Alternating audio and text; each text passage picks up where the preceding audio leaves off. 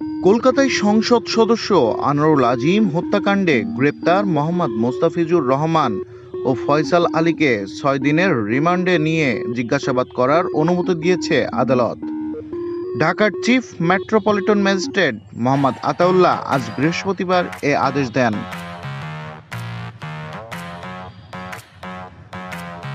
এর আগে এই দুইজনকে আদালতে হাজির করে ১০ দিনের রিমান্ডে নিয়ে জিজ্ঞাসাবাদ করার আবেদন করে ঢাকা মহানগর গোয়েন্দা পুলিশ। উভয় পক্ষের শুনানি নিয়ে আদালত তাদের প্রত্যেকে ৬ দিন রিমান্ড মঞ্জুর করেন। ডিবির ভাষ্য, সংসদ সদস্য আনোয়ারুল আজিম খুনের ঘটনায় জড়িত হিসেবে এখনো পর্যন্ত যাদের চিহ্নিত করা হয়েছে তাদের মধ্যে অন্যতম মোস্তাফিজুর রহমান ও ফয়সাল আলী। এই দুজন খুনের পরিকল্পনা বাস্তবায়ন করা চরমপন্থী নেতা শিমুল ভূঁইয়ার ঘনিষ্ঠ সহযোগী।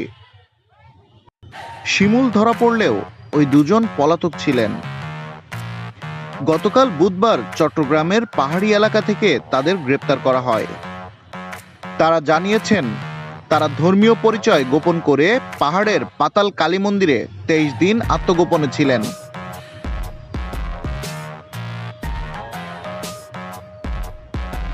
মন্দিরের লোকজনের কাছে মোস্তাফিজ নিজের পরিচয় দেন শিমুল রায় নামে। ফয়সালের পরিচয় ছিল পলাশ রায়।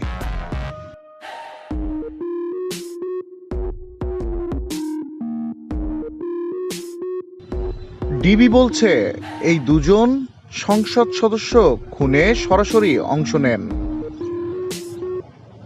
খুনের ১১ দিন আগে তারা বাংলাদেশ থেকে ভারতের কলকাতায় গিয়ে সেখানকার নিউ মার্কেট এলাকার হোটেল প্লাজায় ওঠেন। খুনের ৬ দিন পর তারা ঢাকায় ফিরে গিয়ে আত্মগোপনে চলে যান।